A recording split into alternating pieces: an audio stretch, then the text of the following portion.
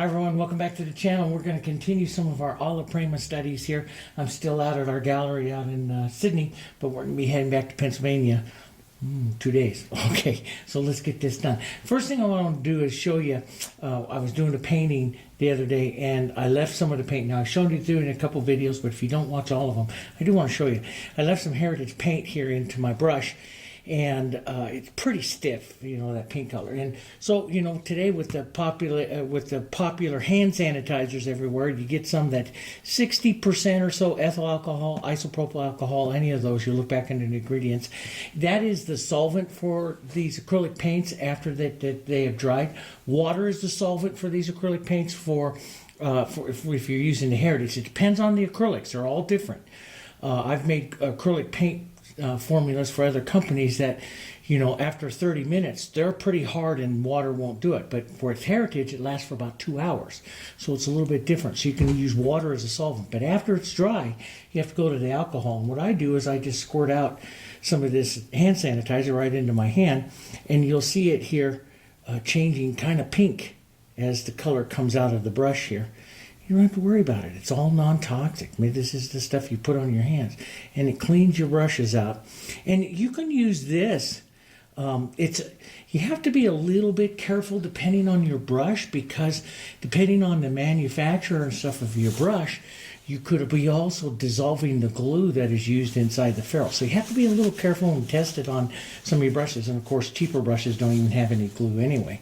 But see, then now all that color is completely out of my brush, and my brush here is ready to go for today's painting. What I do is give it a quick rinse and into some water, get that out. I'm going to be painting Alla Prima today, so I want to keep the water out as much as possible. I'm going to move it up over here to keep that. Now, every once in a while, if my brush gets too thick or, you know, with paint and stuff, I'll give it a quick rinse, but we want to try to stay out of water. I'm going to use extender. This is extender medium that I have in a little cap over here. It is, you know, you can get everywhere. It's a glycol-based medium that works with the Heritage very, very well, and it slows down the drying time. I'm going to show you, probably not in the next one, but in another couple of videos in this playlist. So this is a long Alla Prima playlist. So if you want to learn Alla Prima, there's a whole bunch of videos we're putting in this playlist on the channels. So go look for that. But I'm going to show you how to thicken up and use the extender. Today, just like I have in the last couple of videos, I'm going to use Deravan's. Now, Deravan makes the Heritage paint for us. It's my formula, but they make the paint for us, and they're a fantastic company. Well, they make this open medium, and it works with their paints. It also works with the Heritage paint. And, you know, you have to test it to make sure it's going to work with your acrylic or not. But this is the open medium here. It's a sticky, thick medium. I love to use it. And if you're going to thin it out, like I was talking with some of my students in our forum, we have a Heritage forum, and all the links for all of that stuff is up in the video description. We have a forum where you can post your photos, you can ask questions, we can help each other. There's a lot of teachers on there, a lot of students posting, saying, what am I doing wrong, what I'm doing wrong. We have forums for that. Ours are located, it's called the Heritage Acrylic Artists, and it's located on MeWe.com, and all the links. If you're ever looking for any kind of links, just go to the JansonArtStudio.com, hit the contact page. All our social media links are all there, listed on that, and you can go over there. But if you join that group, the Heritage Acrylic Artists on MeWe.com, there you can post your photos and ask questions, and I'm on there just about every day, but there's a lot of teachers on there, and there's a lot of help, and you know, we're all painting and sharing it. It's a lot of fun. It's a lot of fun. But anyway, so I use this medium here, and I'm going to show you some in the later lessons, how to thicken it up and how to vary it. But today we're going to paint this, and maybe a little bit of this. I use the glycols to thin out the extender here, to thin out the open medium if it ever gets a little bit too sticky for me. So I'll thin it out a little bit like that. It works really well. While I'm here, let's just talk about, this is my classic painting palette. I'm going to do Hansa yellow, Darulite yellow, the yellow oxide, naphtha red light, this burnt sienna, pine green, phthalo blue, white, quinacridone violet, red violet. You've seen me use these a lot, and You know, and we're using a different thing. Sometimes I use different blues, softer blues. But the phthalo blue today, we're not going to use that much blue. I'm going to use it as a hue shifter more than anything else. All right, we're going to paint this rose. Now, here's my plan. Here's what I want to do with you. I want to paint this rose with you today. And I'm going to show you, I was thinking, because there's so many different techniques, guys, that we can do.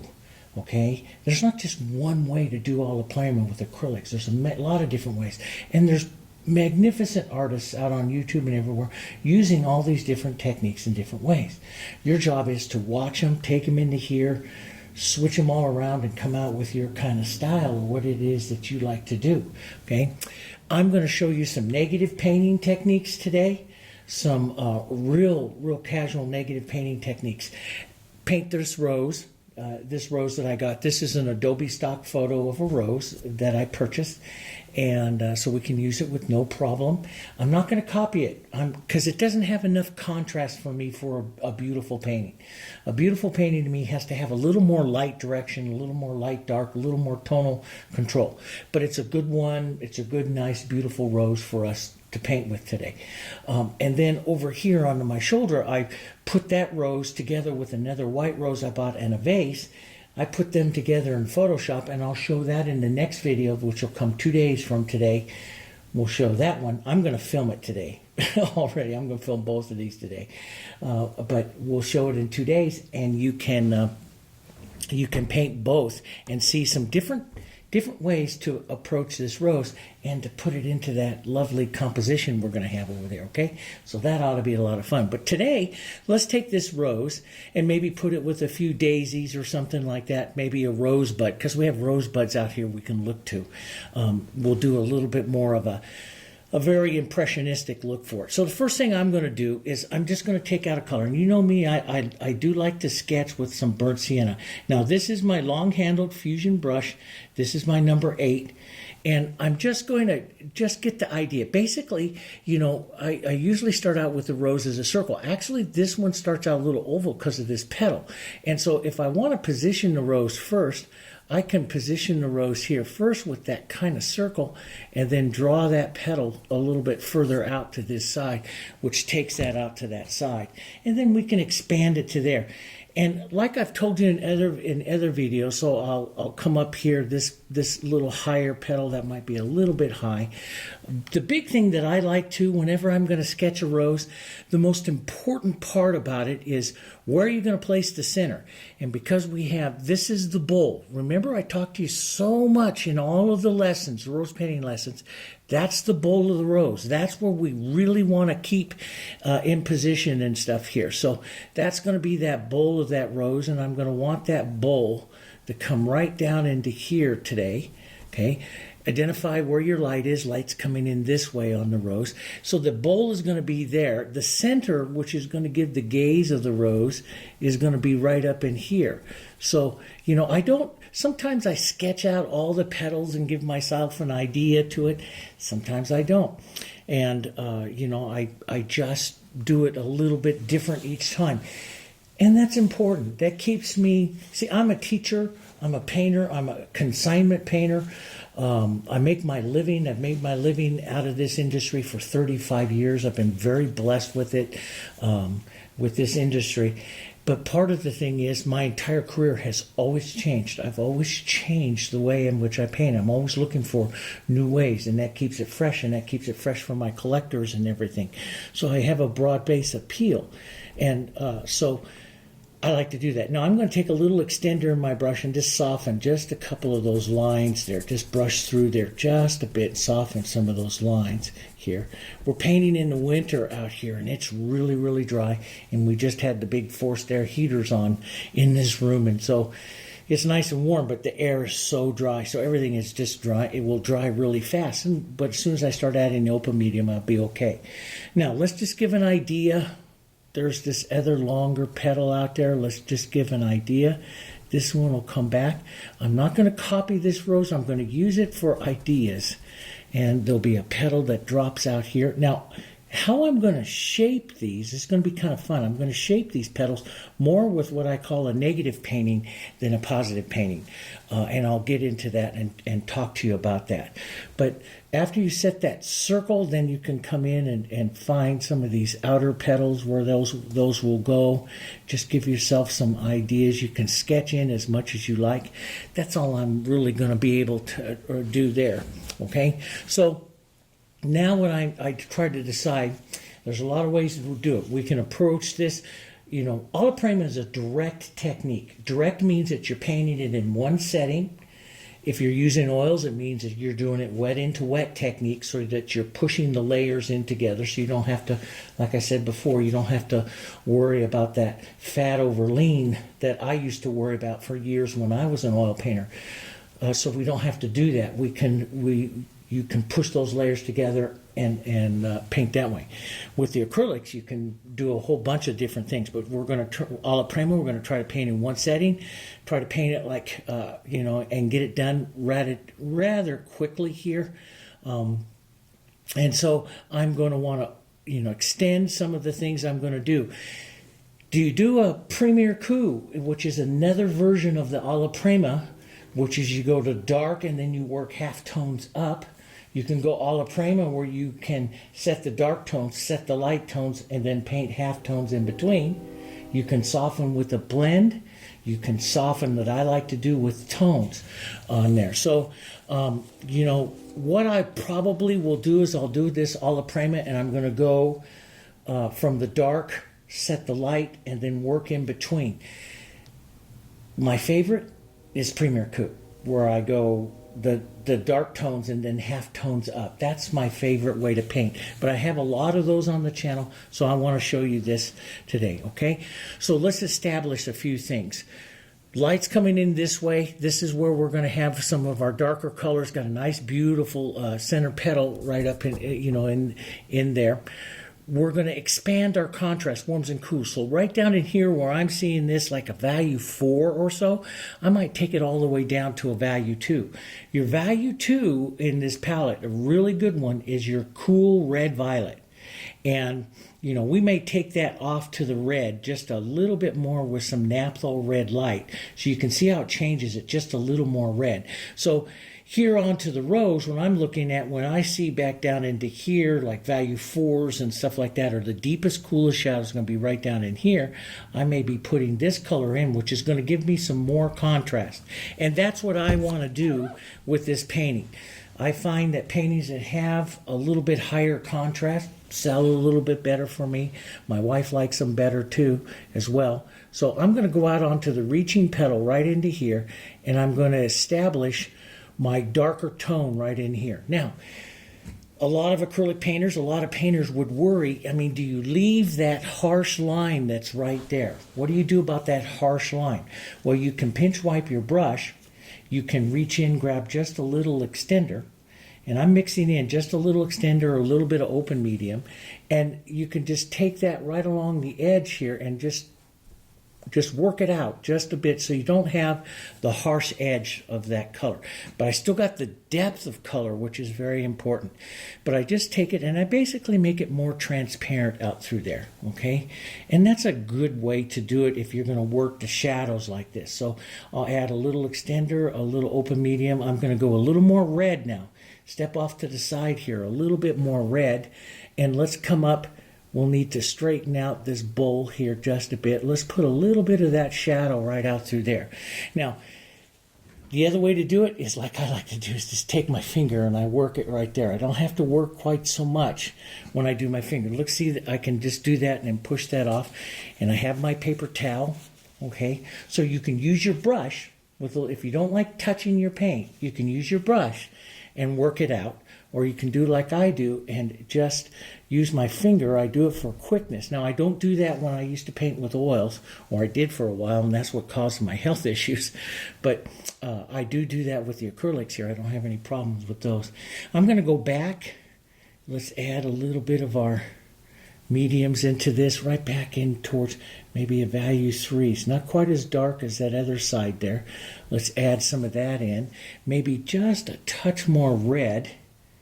Let's get just a touch more of that naphthol red light. Put some open medium in it here. Run it right down there on the edge there to kind of smooth that, to take that edge off, and then push that in like that. And you see all that lovely movement that you get in there. That's what I'm looking for. You know, in the rose, we're going to have to read the rose. I'm painting it this way, which is a rounding of the bowl, because I'm right here by the bowl. In the actual rose, if you read it, it probably goes in and out here, just a bit like that.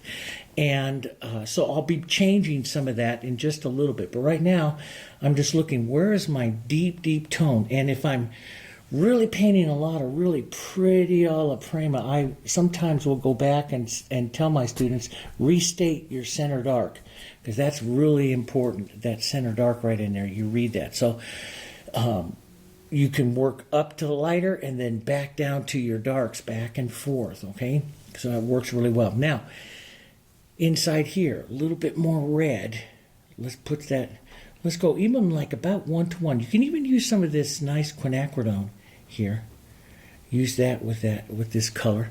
Let's put in that nice, it's not quite as dark as what you see over here on this side. We'll work this out and around here, okay?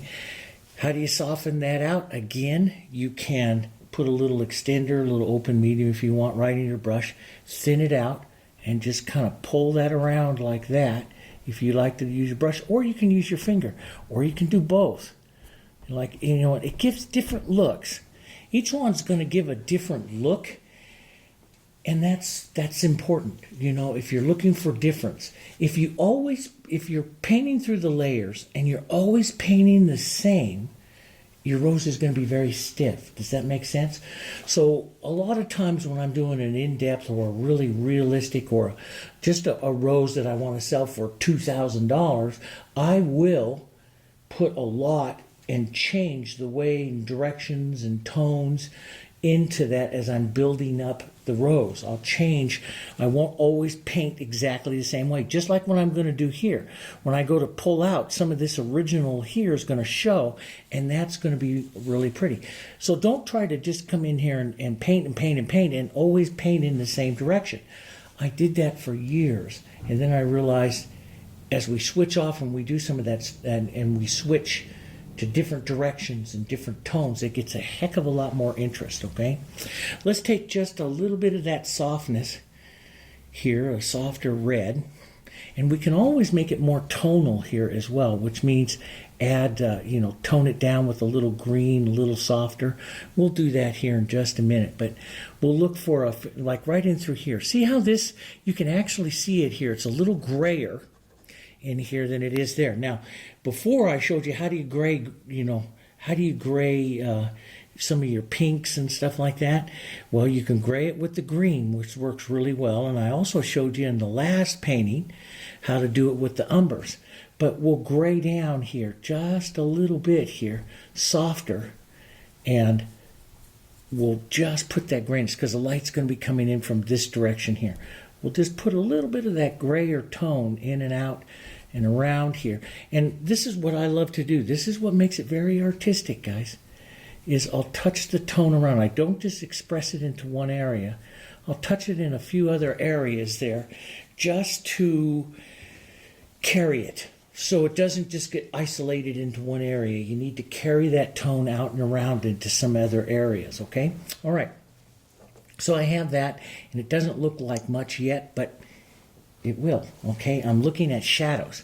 Okay, I'm looking at shadows. Let's go look at some lights. And, so what I generally do, if light's going to come in this way, see, we don't have that much highlights and stuff onto the rose. We have this outer petal here. Matter of fact, that outer petal could use just a bit of that grayness right in there, okay? Now, I'm going to come over here and I'm going to set some lights. And when I look at that and I look down here at that rose, it's up there about an 8 or a 9 in value here.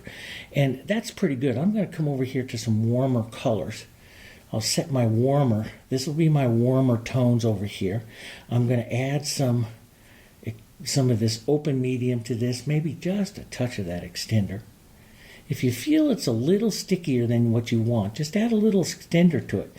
But like I was saying in our forums, our group this morning, when I was doing a little bit of showing some examples, it's best to learn how to paint with thick, sticky paint, because that's going to change you more than anything else. Now notice how I'm moving down, and I'm watching the value, but I'm moving down here, and I'm letting it get lighter and lighter and lighter. And you can see how light it is here. Now you can see it's a little grayer here than what it is here. I'm going to leave it a little warmer here for right now.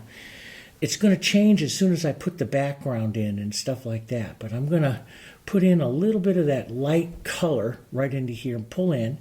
And I can soften, but I really have my midtones I have to put in there. But I can soften and put that in for right now. And it has an extra little bump out there. Sometimes I'll put that stuff in, sometimes not. Let's just draw a little bit of that light around. We'll let it go a bit darker here, so I'll go this way. Maybe even a little bit of this. We'll let it go just a bit darker, a value or two darker. We'll work that in there like that, okay? We'll let it go just a bit darker here. So we'll work a little bit of that. You can see like a value scale you're making here. And we'll touch some of this around. Now I'm not being careful out here with the outside edges, because I'm going to show you negative painting. Okay, I'm going to show you negative painting into the rose and show you a different way of, getting some of those tones and stuff like that in there. Works really well. Now, we also need to gray some of this. Let's get some of this out here. And we'll get some of this green, reds, a little bit of white, some cool color. So some of my warm and cool red and some cooler color. We'll look and we can go a couple values lighter. You also remember that your acrylics dry about a value or so darker. This is just my first look here, and like I said, I want to put a little bit more light direction on. That's kind of a pretty color. I want to put a little bit more of a light direction on this flower here, so I'm going to let that be just a little darker for right now. I'll adjust it a little later. Now let's just come right between these two here, and right in this way. Take my grayed color and my lighter color, and we'll just work an idea for some of these petals. Not perfect yet. We'll just work some of the colors around.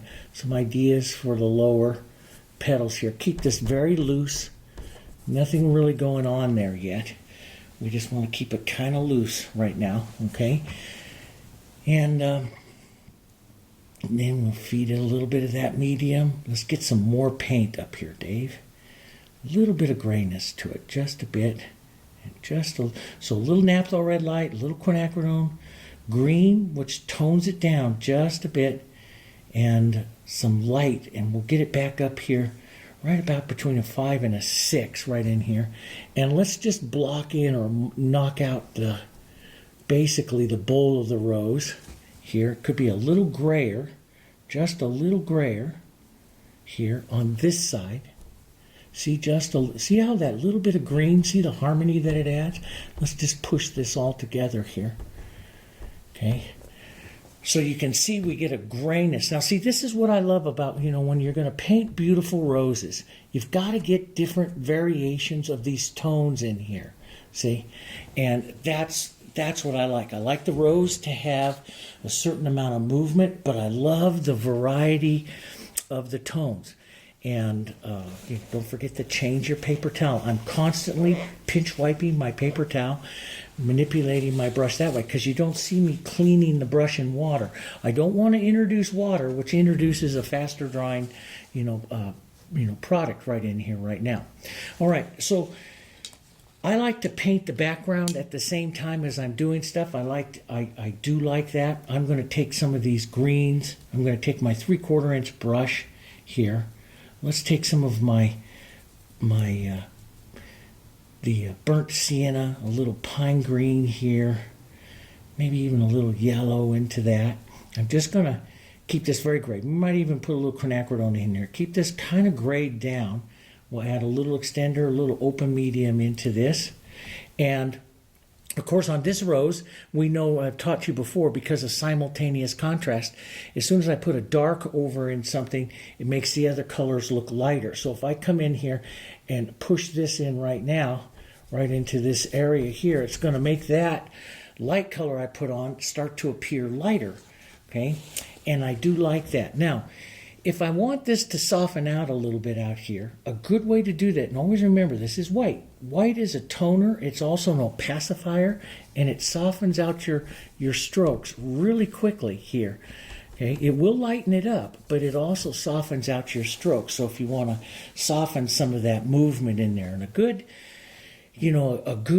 Alla Prima painter, if you like Sargent or Richard Smith, which I really like his stuff too, you'll work some of these different brush marks and stuff out here like this.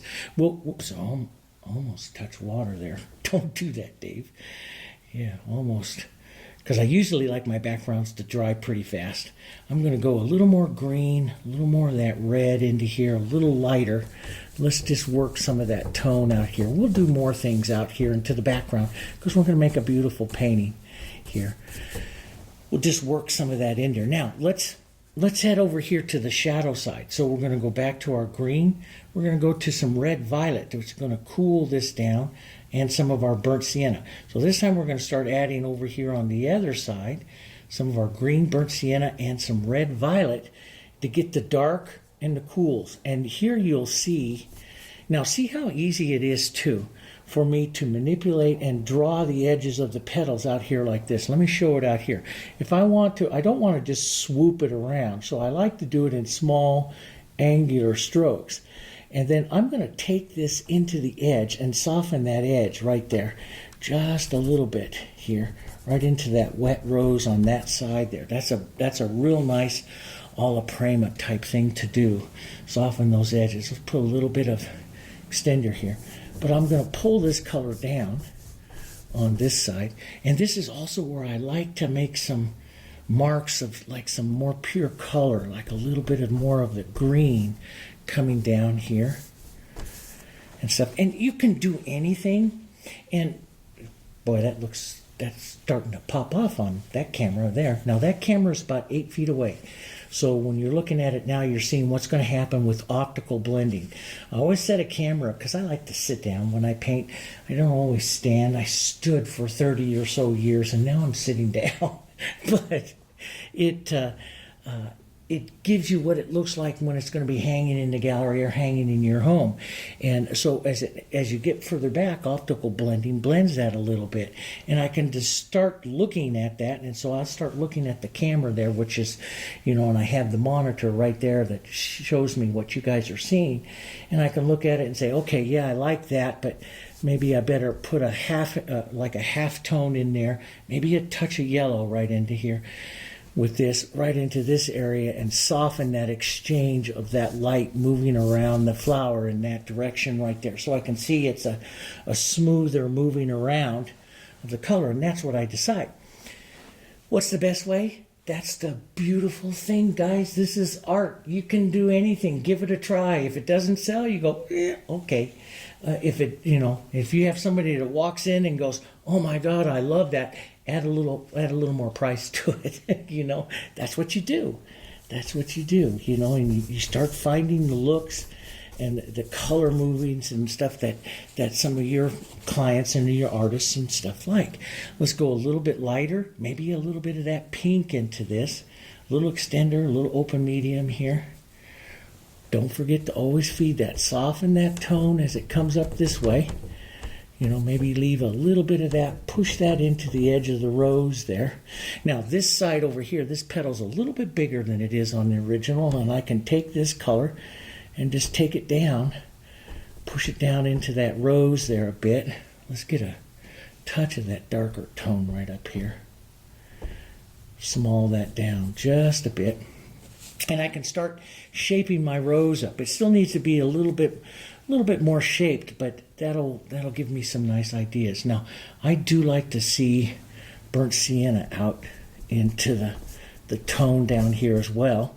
And I like these things too, these marks where I do quick marks like that, you know. And let me tell you, sometimes I'll smear them out with my paper towel and get some nice looks like that, you know, because I like the workings of it, especially when you step back a little bit like that and you see some of that color. Is there any kind of rules with that? Well, I usually take a color, contrasting colors, and it's going to be different. There's some that I paint just on solid backgrounds and I leave them solid. There's some that I paint like this, and if I add movement to it, it's like one of my mentors always said that when somebody is buying a painting, they're buying it for the paint. They're buying for what you're doing on it. And if you leave 50% of the base background just as a solid background, that isn't always as interesting to it. So even if it's a tone on tone, a very, very soft painting, manipulate the background a little bit, Not always. There's no hard, fast rules, not always, but just, think about that as when you're working it. Now, I've got some nice shadows here. I want to go through and restate everything. I'm going to go back over here to my warms, my lights, and I'm going to go up in value again. I'm going to get back up towards that 9, and I'm going to come in. You'll see a difference now. I'm going to reset my 9 right up against the edge of that rose there like that. Pull that 9 there. Now, I want to move that in. Maybe I'll do this with a half tone. So I'll come down right between my light and shadow here, and I'll pull down in some half tone this way. This is where I like to do the push and pull with my finger. You can also do like I showed you, the push and pull with the peonies. You can come back with the edge of your brush like this with just a little more paint and tap that along the edge. See, if I tap that along the edge, I give a little more brush movement, which gives a little more interest to it. The brush adds interest. Okay, adds interest to it. So remember that. Step back on your brush, add little hits of light, little bits of movement. That adds the interest, just like we did on the peony and stuff here. Let's go back a little darker, back up here. Let's work some of that into this petal. It's going to round around a bit here. We can push that in and out movement. Grab some of that in that for that rose there. It's one way. Now this has I'm going to go back to the light here. I see that a little bit more gentle. Now I don't want to get into a copy thing, but I just was a little more gentle there. Okay, let's come back in. Let's just put on a few more of the lights. Then we're going to go back over to the shadow side of the rose. I work the lights and the shadows and soften the midtones. Let's read. So I'm going to go for this softer one here. So maybe a little bit of this green into that. See, this is now that you have your background here, you can reach out. If this starts to dry up, just add a little extender into this. Okay. And let's just gray that down here just a bit. Let's keep that shadow a little. How do you keep the shadow? Push out. Don't pull down. You'll pull white down in. Push out. Push some of that shadow out. See how I can extend that shadow up there. That gives me room here to kind of sketch in where that next light petal might be right up in here and push that in. Just as an idea. I don't try to do it too perfect right now. Just as an idea where it is. If I try to, let me just say this. I give myself, and you should to you as well, give yourself room to make mistakes right now. If you don't allow yourself to make mistakes in these sketches, you're going to get frustrated trying to copy that flower. We have steps that are coming, guys, that are going to fix a lot of these shapes, okay? And when you're painting like this, you slowly refine, slowly refine, slowly refine. So what I'm not trying to do right now is copy the rose exactly. I'm using it for ideas, and I realize I'm going to have misshapen petals right now. I can fix that. My eye may not see them right now because I don't have enough of the painting, enough of the rose on to compare or to really relate it to. So I'm going to take my time. I'm going to add it. There's a curving one that's going to come right down in through here. We'll push a little bit of that light. This bowl needs to thin out a bit. We'll push a little bit of that light right down into there. we'll curve that one. We'll do some more. I'm going to be going to a smaller brush to help get that in there. Okay. Now remember, this is just one way I like to paint these. I'm going to gray this a little bit more. Let's come over to this cooler. This actually should be a touch cooler here because it's a little bit cooler. Let's gray it and cool it just a little bit more here and get that. Yeah, that's a little bit better color. See that right up over there? Can you see that grayness right in there? Okay, I want to, because that's into the shadow. And that petal's going to cut right across here and actually go a little bit redder here in just a bit. But let's just pull that down. Let that incorporate right down into that shadow there. Just give it a quick little push. Now, if your shadows are dry, because you didn't add enough of medium to it or something like that, you just restate them. I'm going to go restate them now. You just put in a little color, restate them, and work them again, okay? I've showed you that many times on acrylics. You know, we can do that. Let's go back up here. Let's get some of our naphtha red light, our quinacridone. Let's go to a mid-tone shadow. So this is cool. Let's restate right along here, and we can use this to help us draw that bowl a little bit more. Take the rose a little closer to where we want it to go. And I want that shadow to come in, so I'm going to pull in. I'm not going to pull out. That shadow's wide enough. My brush put it on wide enough. I want it to pull in so it's softer. Does that make sense? Let's take some of this nice, beautiful, it's more of a mid-tone. Let's just do a little rounding right up here. A little light pressure with the brush. Just a little bit of the rounding movement that you see with the petals in the inside of a rose like that, okay? Let's take this and push a bit of that right down into here. Just tap that in, maybe short stroke it a little bit here. Find some of that nice shadow there for the edge of that bowl. Let's front of that bowl there. That's pretty good there. Now I'm going to take, so here's my, and I'm getting more paint now.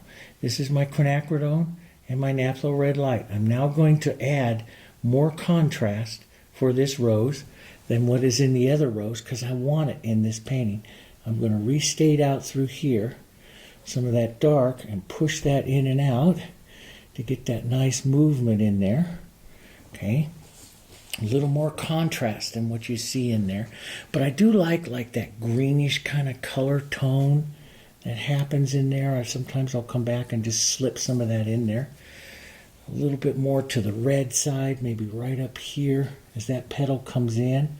I'm going to pull that light down in. See, I like those kinds of movements right there, which is higher contrast than what I have here in that, but I'm not copying that rose. I'm painting the rose just for the ideas here. Let's feed this a bit, back up towards this here, less red violet as I'm coming around the rose. And let's just touch and lift off. Touch and lift off. Got to be careful that you're not picking up light. If you pick up too much light, you have to wipe your brush like this. Wipe that brush, okay? To soften that, a couple of ways. I'll show it down here. First, I push pull with my finger. I like that. And see how quickly that goes? Because I like to paint fast. The other way is to come back up here with a mid-tone, a little bit, just a little bit of the mid-tone here into your brush. You can use that peony stroke if you want a lot of interest. Just push-pull like that. See how much interest that gives? You're an artist here, but see, I picked up dark on that brush. Sometimes if I'm quick, I'll just flip the brush over and push that in and out like that. But just like we did on the peonies, remember that? And we got that beautiful markings in there. So if I'm painting a rose like this and I want a lot of interest, I flatten that brush down, set it, and push it. If you want it softer, you can use your finger. Or if you want it ultimately soft and blended, use the tip of the brush like I've showed you in those peonies, see? There's a lot of different ways.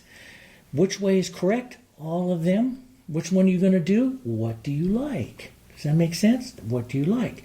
The bottom rule that I always tell all of my students in all of my classes is, all of this is okay as long as your rose isn't any better than mine. Then it's okay, okay? Because I'm very sensitive about my roses. So don't paint better than me. No, I'm kidding. I want you to paint better than me. I want everybody to paint beautiful roses, because we can do this. We just got to figure it out, you know. I'm going to come in here. Now, this brush is a little big to do details with, but I want to reset this petal that pulls down here like this just a bit more. And there's a bit of shadow out there. So I can push like this. But remember, just as equally, I can give a little quick little wipe with my brush like this and set it down and do that push-pull in and out. And look at that movement that gives that. Isn't that pretty? It gives that nice movement in there. So there's all different kinds of ways you can do. Let's set a little bit more of that red, reaching around, a little more of that reddish color. Push that in and out. Push that up and around. There, get some of that nice, lovely movement. I can have a bit cooler, a bit more of that tracking right down in through here, the bottom side of the rose. I'm going to let some of this, just these colors, just kind of come together back here. Just let these movements and lost edges back down in here. I like that kind of stuff. Okay, now we can come in and we can decide just how I'm going to put a little extender into this brush. And I'm going to go to a smaller one, like my, this is a number 6. So I'm going to do a little bit more work, a little bit thinning out of the bowl here. This will allow a few more strokes. Sometimes I use a rest. You know, you see me use a rest. If I want to come in here and, you know, paint a little more specific, like finding that bowl just a little bit more, moving that just a bit in and out here like that. Okay, so get a little bit more of that color in there, some of that movement there. Sometimes I use the rest like that. Let's put some of that light. Let's work our tones again and slowly start to put that light, pull that down. And you know, like I say, you can pull up and down with that push-pull of that peony stroke there too. See how I'm starting to build the bowl? Okay. Let's get a little bit lighter. Let's pull some of that down and lift off. If you hit too much of that red, you got to be careful, because see, you can track it right back out there and darken the tip of your petal there. So that's why I wipe my brush. I get rid of that darker color I just picked off here. And let's just push in a bit of that movement. Okay, set that in, and yeah, that works. Now I've got basically what I have, what I consider this, or what I call this all the time in my classes, is a color map of my rose. My grayed, cooler side, my lighter side, and now that I've set the tones in here like this, I start to really paint the rose. This is where I start to do. I'm going to set in that nice little center swirl that I kind of like on that rose there. We'll set that in, push that in there like that.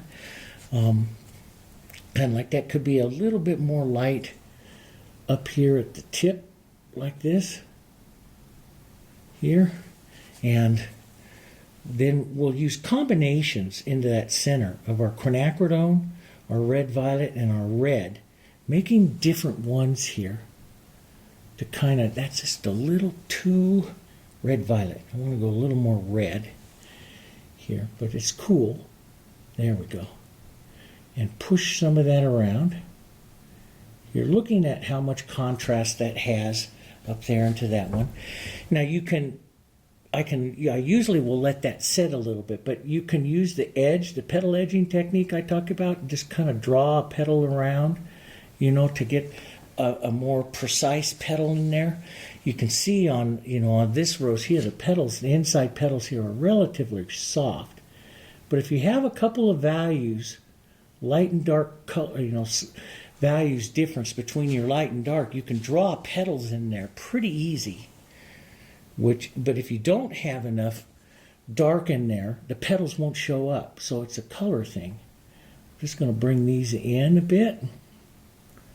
Okay, just bring some of that in there. That works pretty good. Let's sketch in. Okay, let's sketch in like the tip of this one here. Draw that edge in. It's got a nice rolled petal. We'll keep that idea It does get a little wiggly out here, and you can just tap and push and just kind of assign those little wiggles like that if you want.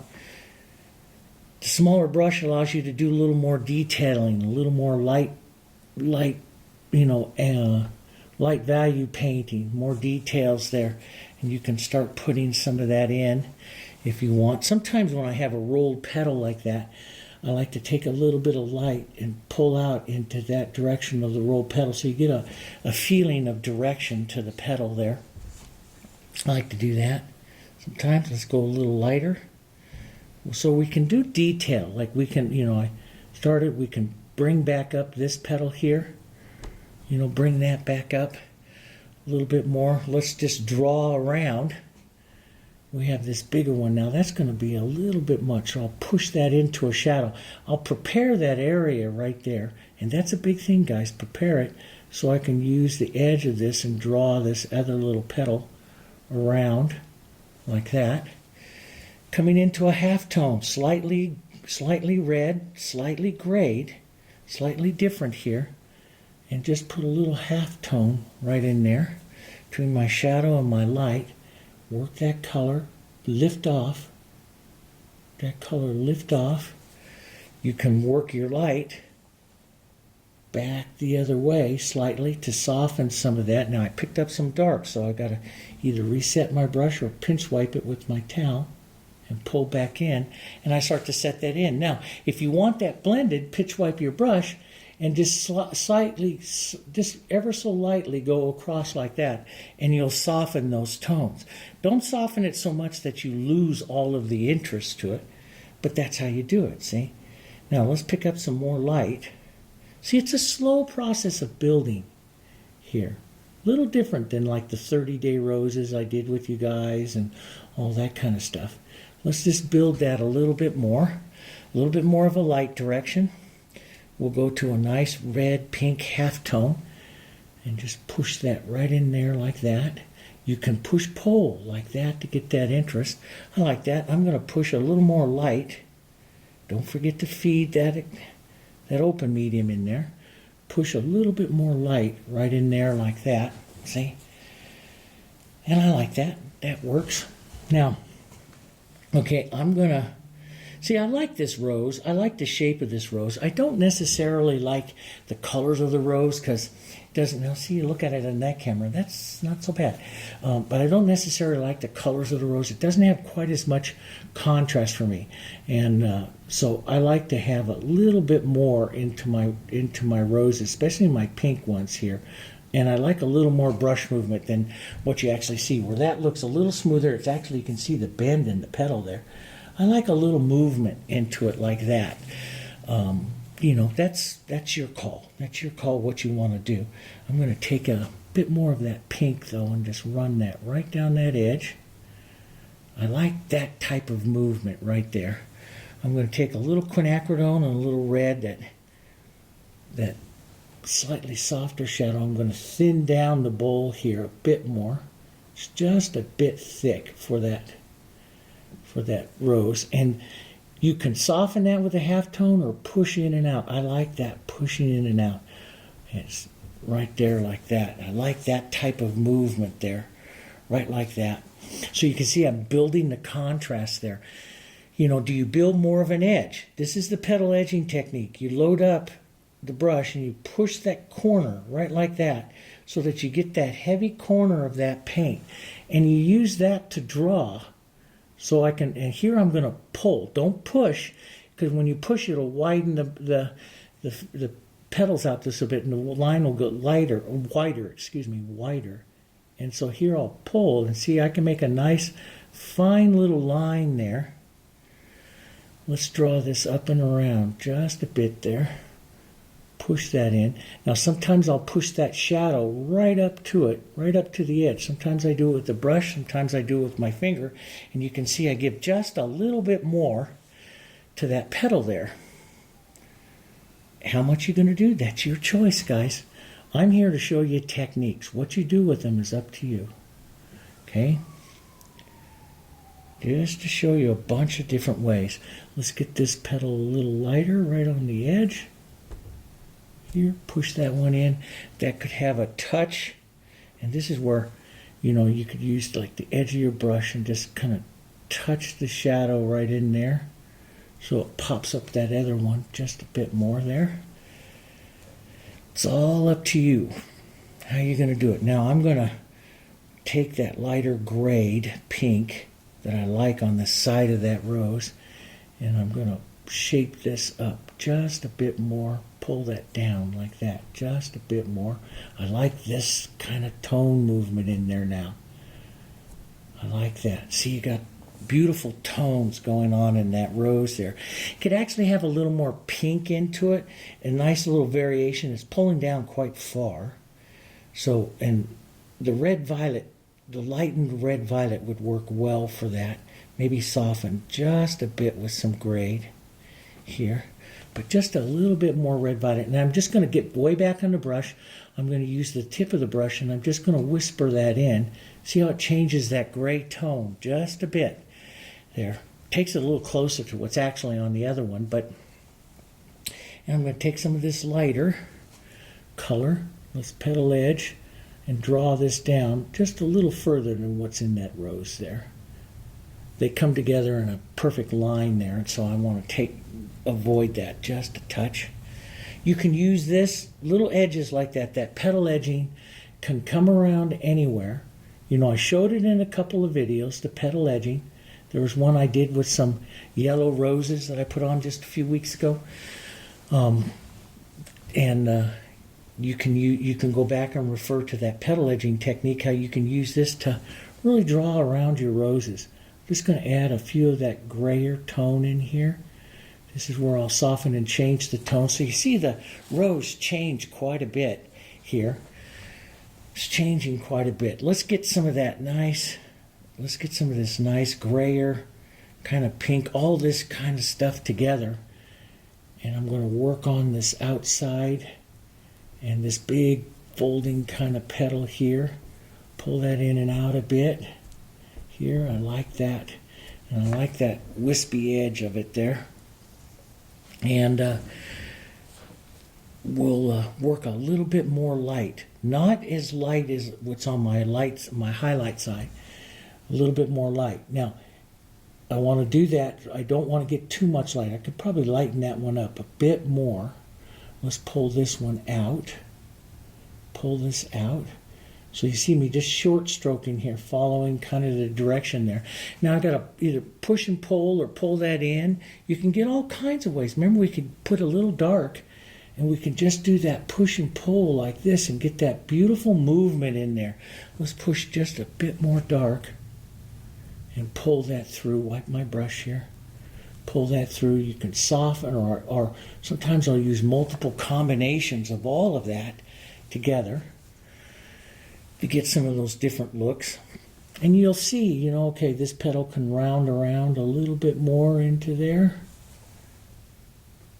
But as you build more, you see more that what this petal can do, or what this rose can do here. See? And I like this one cool. And I start refining my eye down. So like I explained to you first with the peonies, you know, and where we squint down and see the major shapes and then slowly refine. We do basically the same thing here.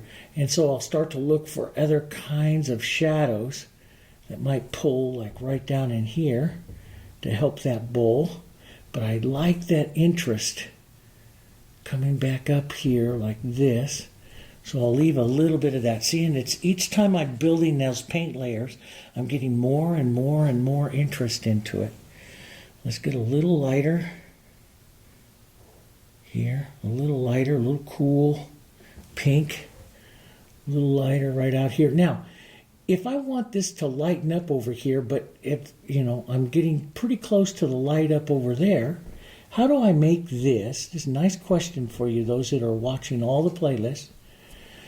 How do I make that up there appear lighter without destroying, you know, the appear lighter, but not affect the change there?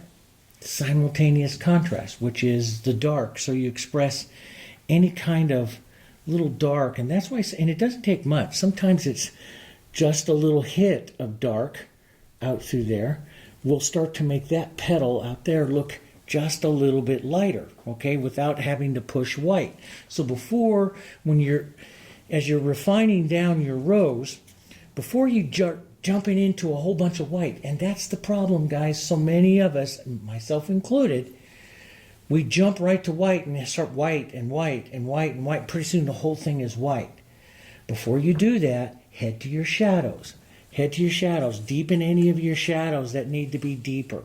You know, before you start jumping into a whole bunch of white and really change this this rose up. Head to the shadows. And that could even be out here where you're going to use a little cooler. Right out in here, I'll use that to kind of shape up the edge of this petal. But look at how it just lit up the edge of that petal and caused that to really come quite nice here. You know, I'm going to take some of that green out of my brush. And let's just warm up. Now you can start, you know, many times on a pink rose like this, I'd start adding a lot of the yellows and stuff in here as well, because I like the yellow tones into the pinks. You know, I like them a lot. I'm going to go a little lighter yet first here, though, on this side. And I'm going to pull in just a bit more. I'm going to build a little more texture, a little more going on in that rose over here onto this side. And I'm going to start painting now, looking less and less and less at my sample over here. And I'm going to start painting what I know this rose needs for me to get the contrast that I want to have into it. So, and the movement and the contrast in the movement that I like these roses and stuff to have. So I start to look, at this point I start to look less and less at the actual sample that I have, and more towards what, for painting for pure contrast, light dark contrast and stuff like that. That's what I start to do. But that all comes. I know a lot of you beginners and stuff here. And, you know, if I were a beginner, would I start this? And this is the whole thing. I get a lot of people that write to me and say, okay, I'm a beginner. Can you do more beginner thing? You don't, and let me just explain to it this way, okay? And because I've taught beginners my entire career, and I used to always think there was beginner, intermediate, and advanced lessons. But you don't see that in portraits. You don't see that really in a lot of landscapes or anything else. And I believe that. I believe you jump in, and yes, you're going to make mistakes, and yes, it's not going to look so hot, okay? But you've got to practice all of these concepts. It's like start learning and start practicing these concepts. And so would I push this to a beginner to try this? Absolutely, because you've got to start training your eye and your brush to see and paint these concepts. That's what it's got to do, okay? And I would have absolutely no problem whatsoever, you know, jumping in and painting some of this with beginners. None whatsoever, you know. And no, you're not going to be able to paint it exactly. And yes, you're going to have some problems and stuff.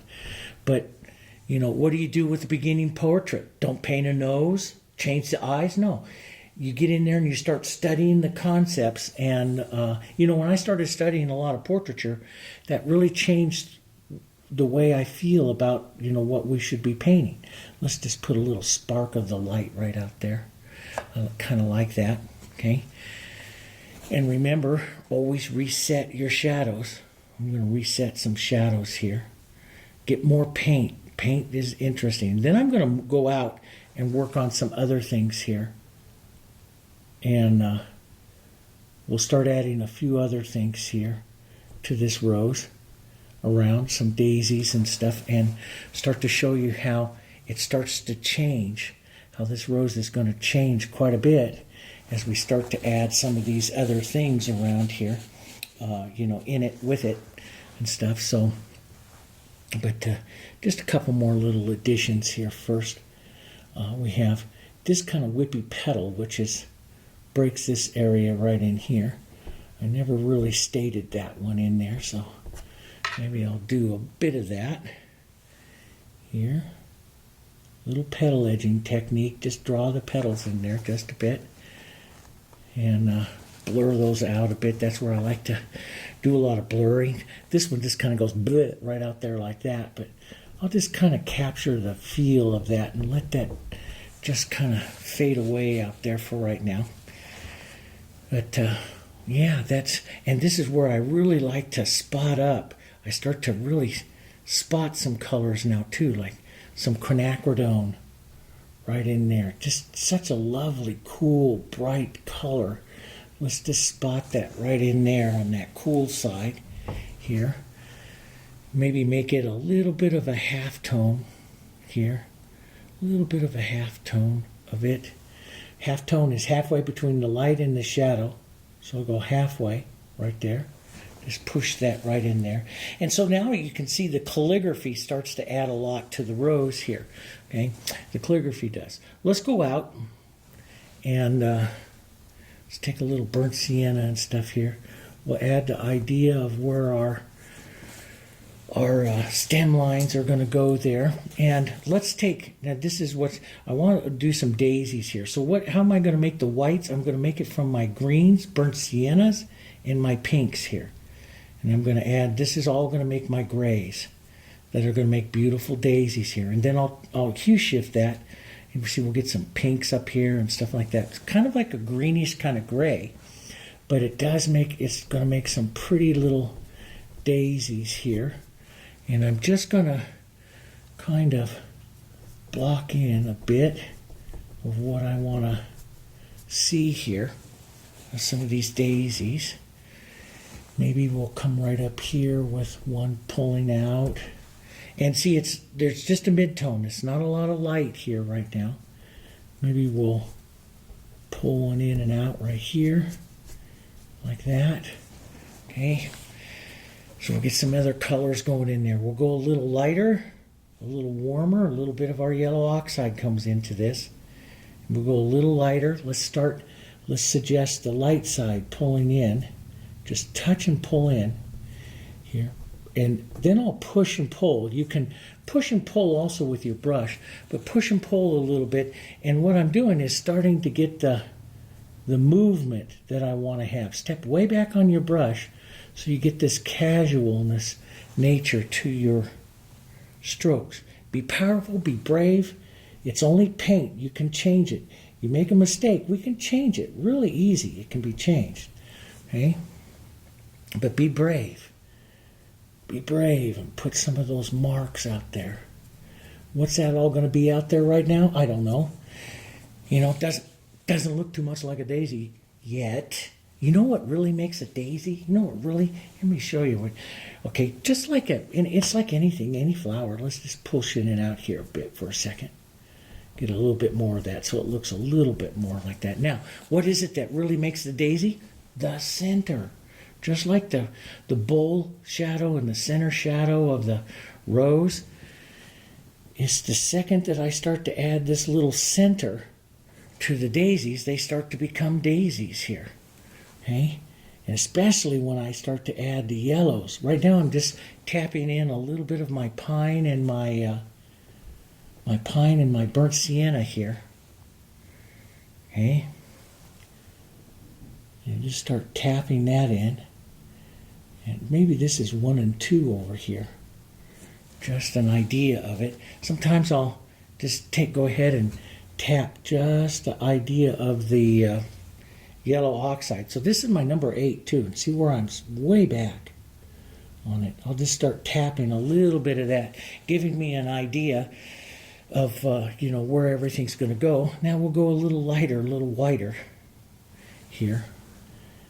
And let's just pull that in here. That's really wet, thick paint. So sometimes when it's that wet and thick, it's hard to get it to stick. So you have to really lighten the pressure and just push that in. Now we'll push in and out a bit here. If you want the shadow, see there's the light. If you want the shadow to come out, pull out. If you want the light to come in, pull in here.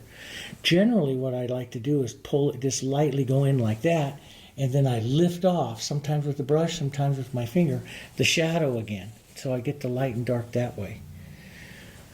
But I'll paint this just a bit more here. Get some nice casual movements there, in and out. Start building them. Okay, just start building them there.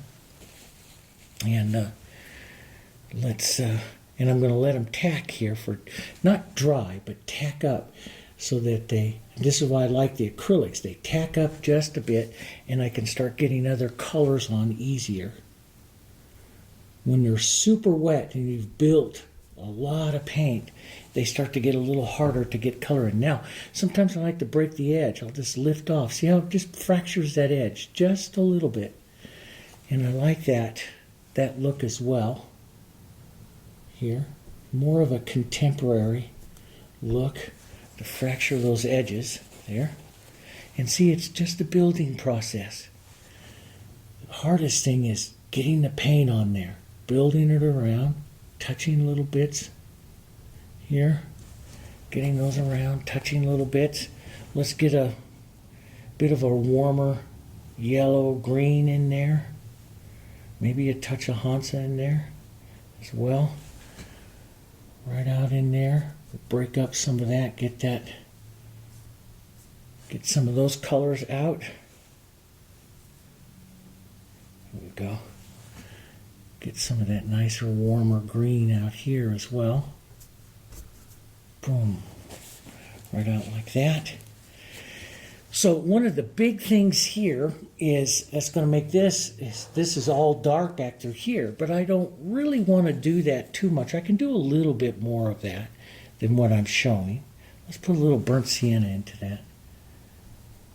We can do a few little marks, like there's other and see little movements and leaves and stems and stuff like that. Just carry a lot of, but they'll put the dark there, but it carries a lot of interest, but it'll put the dark there, which will help a lot here in lightening up the rose even more without having to go so much light into the flower. So you can just work little bits of it. And this is what a impressionist kind of painter does, is we'll start to slowly work a little and look at what happens, the effect of what that color addition happens to our composition, to our flowers here. What does this dark do over here to my daisies? Look at what it does. Just boom, there's a little bit of that burnt sienna. Boy, I tell you, I just like that kind of pushing down with that burnt sienna right in there, kicking a little bit of contrast. So if I want this to stand out a little bit more, and sometimes I'll even negative paint the edge of the petals of the daisies like that, so it just stands out a little bit more. Step back and take a look. Is that what you're liking? Do you want to give a softer little pinks and greens and stuff idea of a daisy or something sitting back in here? More colors. See, just give that. You don't have to do anything really spectacular in there. Just move color. That's the majority. It's like I said to you in, so many of the other paintings that I've done with you here on the channel, is majority of the time I'm doing something to move color. Does that make sense? Just it's more about moving color. It's not about shape. It's about color. Because, you follow Monet, you follow all the great artists, and they're always saying, don't paint all your edges perfectly, because then everything becomes stiff. And the eye translates through color more than anything else. So, just work on that, concentrate on the color, not as much as the shape more than anything else. Let's get a few ideas of a little bit more of a white here. And just the idea of a few backside turned ones here. Maybe this one turns that way just a bit. A few ideas of other little petals here. That's the impression of it that I like. Maybe make this nice little edge out here. Idea of turned petals, stuff going on back there. Since you have that in that position, you have to do a little calyx. A little idea of that. Okay. And now I'm going to rinse the green here, and this color's out of my brush. It's getting full of paint, so I'm going to rinse it. when you go ahead and you rinse that all out, make sure, since we're using the open medium, we're painting Alla Prima here, we poke ourselves right back into our extenders here, okay? So now I have this on here, and I sit back and I look at that and I go, okay, I've isolated, there's a couple of problems that I have in the composition, and this is the point where I want you to look at it too. As I've isolated that rose. And so what I start to do now is, as I look at, how much more painting, which I'm still going to do more painting on the rose. I've got some of these daisies out here. They're not done. They're not done at all. But I've got something else in here. I've taken my composition a little bit further along so I can see it. Now I'm going to start moving color just a bit. And let's gray this. Let's take this reds out here. Let's gray this just a bit. And I'm going to see when I push something down here. Now this could be a little bit of a rosebud. The viewer will see it all different kinds of ways. You can do a rosebud like this little guy right out over here or something like that. Put a little light green, a little pink or something into it, You can give it a little bit of a shape like it is going to be a bit of a rosebud or something like that. Doesn't take much. Because see, you'll start to see it as that, right there. You'll start to see it like that. Could go up here just a bit. There we go. And you don't need to do that much. Maybe you need to give it a bit of a greenish or a little bit of a calyx or something like that. Bit of a stem, just an idea, just a bit here. So you get the feeling that that's a rosebud out there. It's like in some of the other ones I've talked about botanicals and doing the 3 stages of the rose, which is a great thing to do as well. You can, but I start to look for other ways to add those colors out there. Now, maybe I'll take a bit brighter, a little bit more quinacridone here. And, I kind of like some of those redder spots out there. So maybe we'll just spot up some of those colors, push that around, just push it around a bit here. But just kind of spot those colors right out there. To let that interact right there, and even touch that there with your brush to say I meant to do that. But just touch that in there, and maybe just a touch of a light here. You just carry like that's going to be a little rosebud or something like that. And you can push that anywhere. Sometimes I'll just take that color like an impressionist does and just make a mark of it into the painting here. Powerful brush mark of it, and that carries the color. But now you're starting to see the red move, back and through the color here, through the painting a little bit more. We'll put some extender in here and just kind of wipe my brush a bit. And so I like how those daisies and stuff are going on there. My powerful warm side of my rose, I'm going to go work it again. And you go, wow, how many times you work it? I work it quite a bit. I'm going to go lighter, and I'm going to not eliminate everything I've done before, but I'm just going to put on a little bit more of a more powerful movement over there on that side of the rose. I want to have that way. I'm going to push a half tone right against the edge there. And, now you can do a little push-pull in and out, a little movement. Sometimes I'll soften it or push that. I look and I try to paint a little differently every time. I might even just make a couple of quick little strokes down in there. I'm watching the movement. Now, I also like those light tips that I had on there. Easy to put back in and touch some of those, and just touch those light, get that even a little lighter there. Just use the tip of the brush. A smaller brush is even easier. Here, push that in.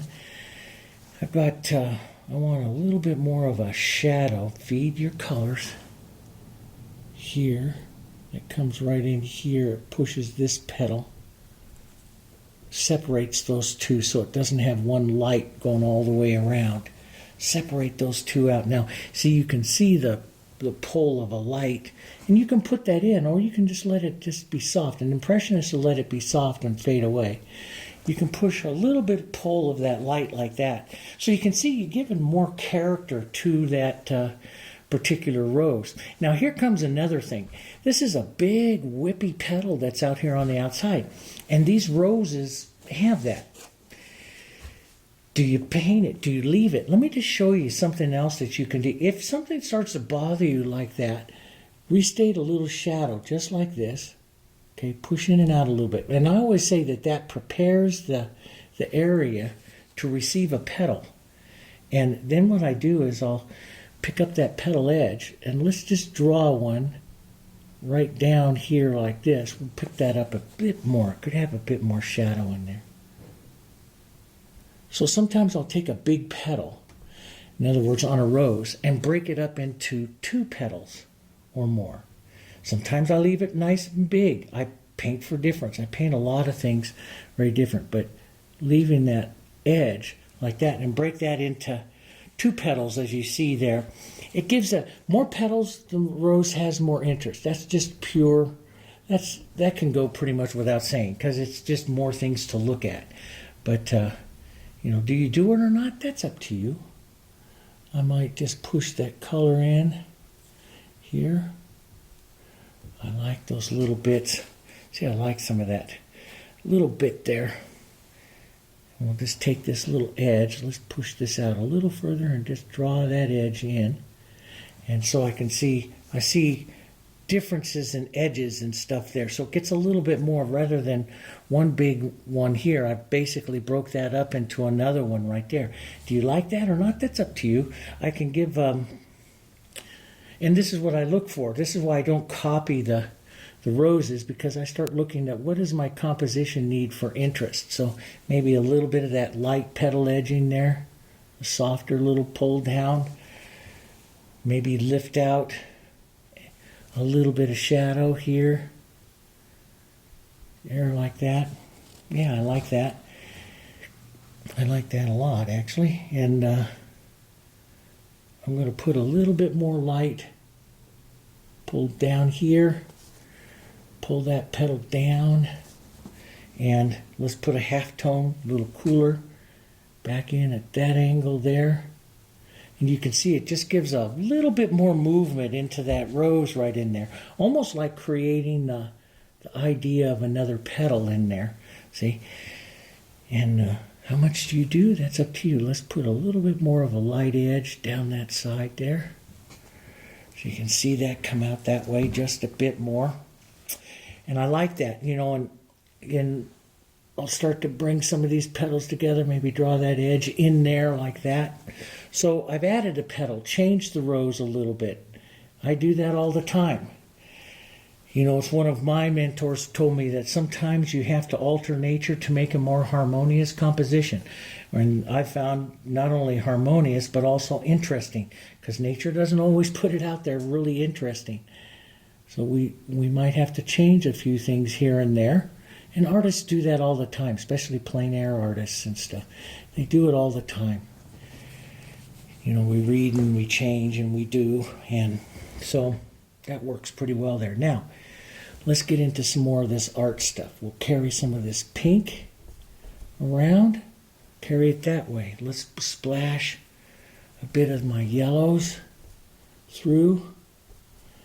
Okay, we can even, you know, come back in here into the roses and splash some of that yellow here and there, just to warm up just a little bit here and there. Okay, and yeah, that works. And now these daisies have set up just a bit, so I'll grab some of this yellow, some of this white here. Got to be careful how much white you use, because I don't want these to dominate the rose too much, but I want just a little bit more light on them here. Just a bit more. There, like that. That's kind of a nice movement there on that one. Some of that movement out. Okay, so like I say, lots of different ways. And I have lots of daisy painting videos out there. And that's the thing, is you can combine the painting of, you know, one of those videos. You could use those daisies in something like this. And it's just a lot of fun. There's just so many different ways to do things, you know. Let's get that nice, cool red violet quinacridone, a little bit of burnt sienna. Just a nice, real cool, right up here on the shadow side of the center. That's what's really going to pop that center and really make the simultaneous contrast, really make the daisy look quite a bit lighter without getting too much more light into it, see? So we'll push that in. Bit of that around. I like these, this is where I really like to get impressionistic and just do little touches. And that takes a lot of confidence. When you get that from first making a whole bunch of mistakes, but the confidence of it all, you know. And let's take some of our Hansa, yellow oxide and Hansa here, and come back in on this side and just tap some of that nice light on the light side here, on the light side here. Some of that color through. A little bit of burnt sienna. If I feel it doesn't show up enough, then I'll just tap in a little more burnt sienna here, okay? Before I go add some of the whites, I tend to go to the darks because whites can opaque everything. So now that I had some of the dark, I can touch a little bit of the light here, a little bit of the white, and set this down and add a little more light contrast there to the centers here of those daisies. And there's 1,000 ways to do it. You can look at the channel and see 1,000 different ways that I do these. But remember, it's the dark that makes it show up. See, if I put a little bit of that dark right around. So before you keep pounding on white, it's still not showing up enough for you, get a little more dark. That's what makes it show up, you know. More than anything, that's what makes it show up. Let's get some of this, loosen this up, and get some softer applications or wispy little things going on out here. This is where I like the impressionism of it here. And get some of those. See, it's just building. How many times have I painted these? About 4 now. You know, just building those up. And sometimes I'll blur those edges together like that. And I like that. Sometimes I only paint half a daisy, sometimes a little bit more. You know, just all different kinds of ways here. I like that. I really like this one up here. I like that turn, that quick turn here. I like those kinds of quick things. Turning. There's a rosebud and a daisy. I like that kind of look right in there like that. Do like that, and thin this out a bit and just keep some of that motion. Let's just push some of that idea of that motion right back up in there. And now I'm really starting to get a little wild, but it's okay. It's my painting. We can get a little wild. We'll push some of that out. Push some of those colors in and out there. This is where also, since I used that yellow oxide, you know, it's a great area to just come in there and spark a different color right in there for, you know, it may, but you want to make sure you travel it a bit, but maybe that starts to show up a little bit more in other parts of your painting, see? You know, so many times you see me spark blue and stuff. Well, I've got these center daisy, you know, centers of these daisies, this nice yellow. There's no reason why we can't spark a little bit of that yellow out like that. See, isn't that kind of pretty? It just makes it a little different, you know? And that's the whole thing. So sometimes I'll use blue, like in a painting like this. I just so much want to just push a little blue in there, but I do that all the time. So, you know, I'll look for something else to do because this is a different painting, a different day, and, you know, my job is to create things that people like. Maybe I'll take a little yellow and a little bit of the pink there. Push that in. And maybe just some of that real light pink. You know, it can be warm or it can be cool.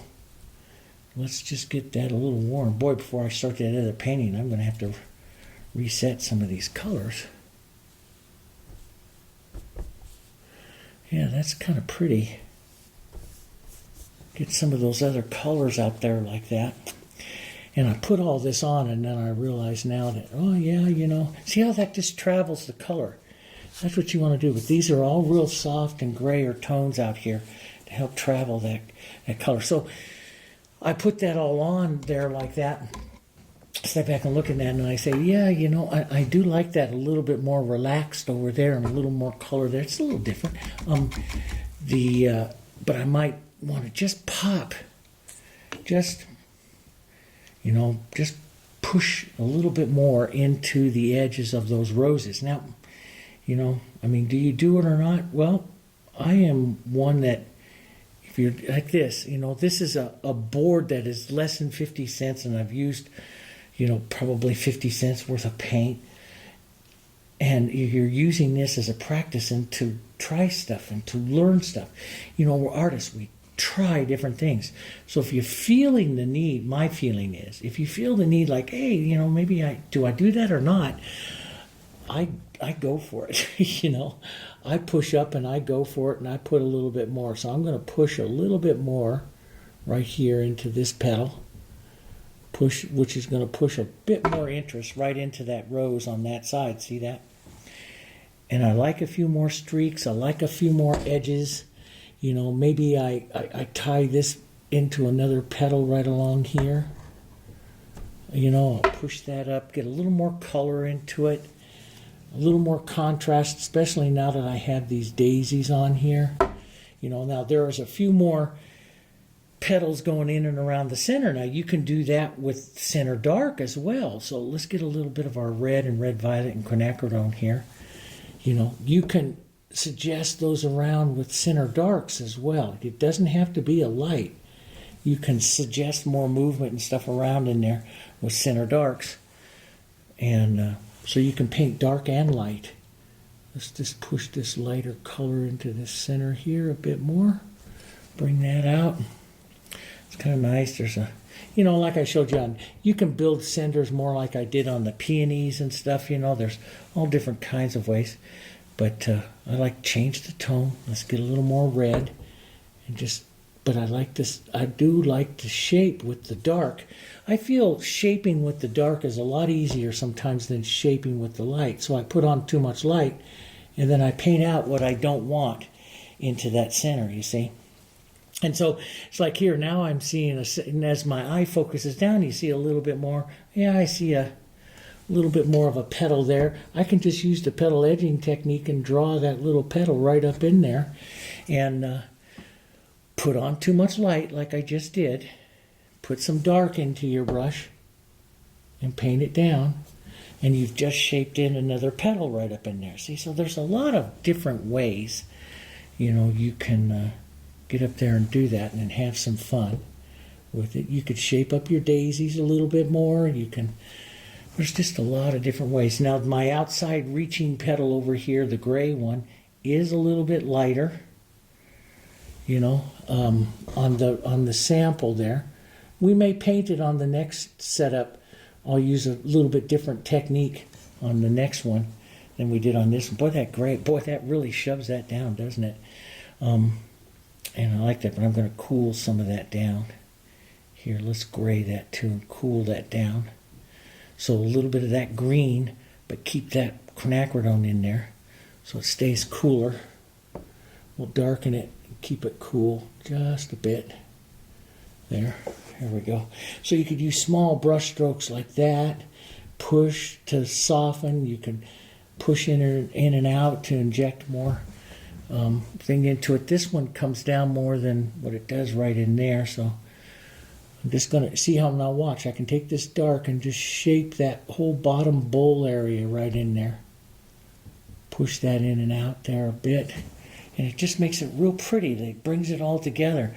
So it actually takes the tone very close to what's inside of that one there. pushing that green. But see, you're changing your tones several times. And let me say this about learning and painting, and it comes with portraits, and at some point in time I've got to do, I'm going to rinse my brush here, I've got to do portraits with you guys and show you some of that stuff. But as you put on, let me say, approaching a painting and reducing the frustration, because frustration is a killer for us, okay? It is, and we all get frustrated.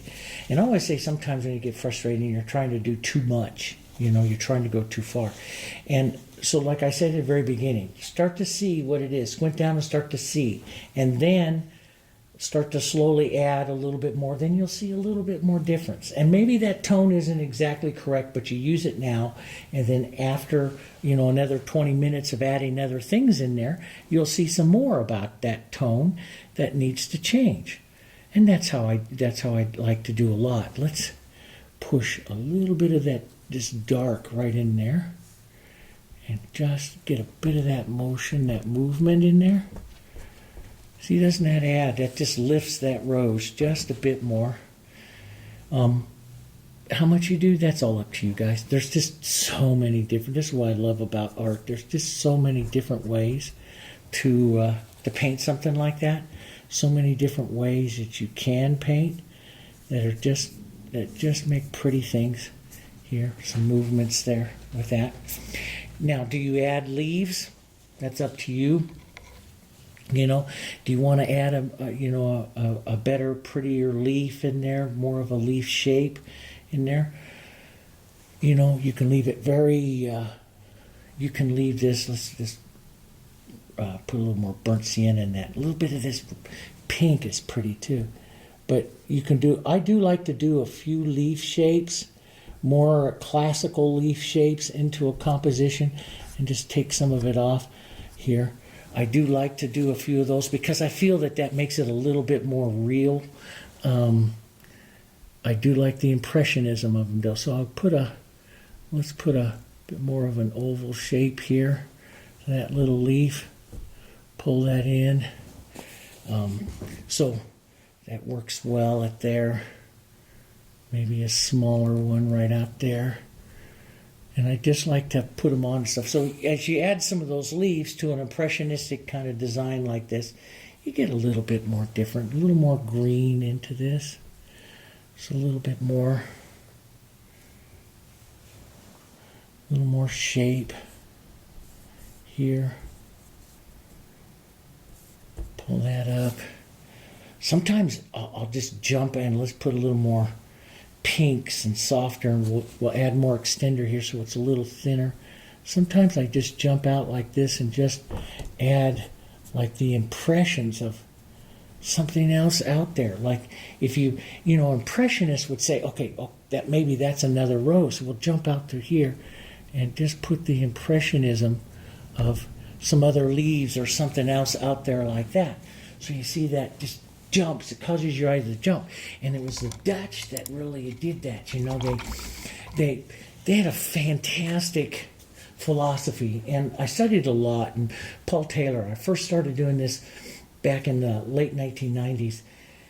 Read a book and started studying the Dutch, and then Paul Taylor came out with the book on the Dutch flower painting, and the center part of it, basically from page 100 to 121, started reading this section of this book, and it was on the Dutch philosophy, the Dutch masters from the golden age, the 16th and 17th century, and how they design. And I never knew how to really do beautiful designs.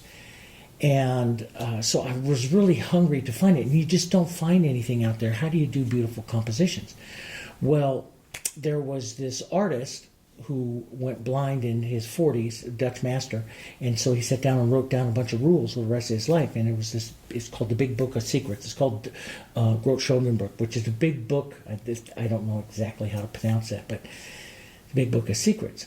And so Paul Taylor put part of that book into it, and then when I was over in Amsterdam and at the Rijksmuseum in Amsterdam studying, I was able to find some of that book, and then I found an English translation. Anyway, it told a lot of secrets about design that I did not know. And so I've spent the years studying it and teaching that. But one of the things the Dutch did, long story short, sorry about that.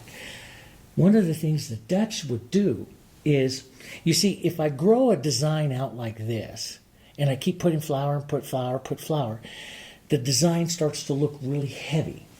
And so what they would do is they would cause they would come out here in a center of interest, what we call a formal area, and then informally jump out and put another thing, leaving a dead area, an area of just like color or maybe pushback flowers or something like that, and then put something like this out of interest out a little bit further. It causes your eye to jump. It causes your eye to jump out. And what they do that, they call it expand the composition without having to paint 100 little flowers between here and there. Of course, stroke artists do it with scrolls and other movements. But the Dutch in a formal design would jump. They call it the jump. Now, you don't want to jump too much because then your eye bounces back and forth. But there was a rule to it. And it was just fantastic stuff. Okay? So those of you that are out there and you think, oh, I can't do this, I can't be an artist. Yeah, there is. There's a way. There's a way to learn this.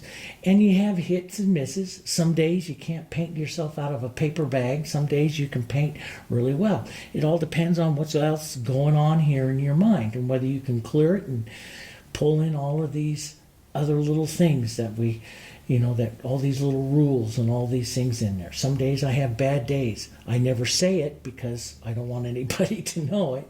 And then some days are just really great days. You're all going to have that. But there are rules, there are ways, and all of us can paint it. You just gotta learn some of those rules and stuff. And how you change those rules becomes your technique. Present your idea, okay? And the great masters all find their way to do it the way they like to do it, okay? And so there's all different kinds of ways that you can do that. Now, looking at my flower here, if I was going to compare it to this one, my bowl's too long here. And if I was going to really be bothered by that, if I wanted to make it a little closer, my bowl's too long. It means I just have to have more shadow back up. Just take something that's like a shadow. But a lot of times I don't take the time to fix or to worry about that. But if I took this shadow up right in here like this, shorten this down just a little bit more, round that just a bit more, push some of that shadow in, and it starts to compress that flower. Just see how it shortened the bowl. Just a quick little thing like that. Do you do it? Do you don't do it? A lot of times I don't even worry about it because no one sees it and it's not bothersome anyway to the whole effect of the rose. It's not bothersome. Okay, so anyway, there's just a lot of things. But just have some fun. So we got some little casual daisies, other daisies out there, all kinds of other things. Take a look at some of the other playlists.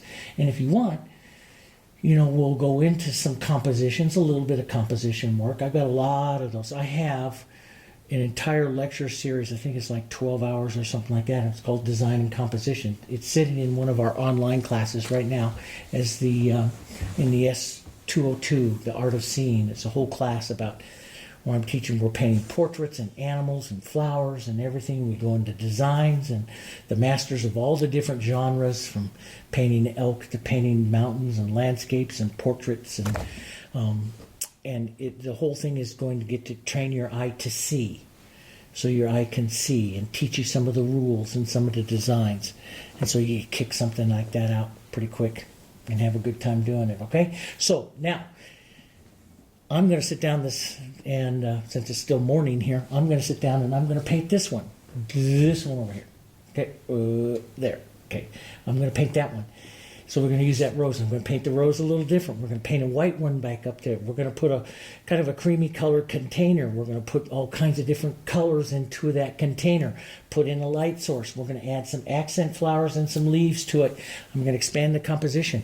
And I'm going to go do that right now. We'll have it up on the channel in just a couple days. We'll put this one up, and in a couple days, so probably Sunday night or Monday, somewhere around in there, those of you who are following me day by day, you'll watch for that one coming up, okay? And if you want to make sure, subscribe to the channel. And if you want to make sure you get notified, there's a little bell that's there, they say. Click that little bell, and then they'll notify you that we've uploaded a video. The next in the Alla Prima painting, okay? We've got a long ways to go. We're going to do this all year. It's going to be a lot of fun. I'll see you guys in the next one.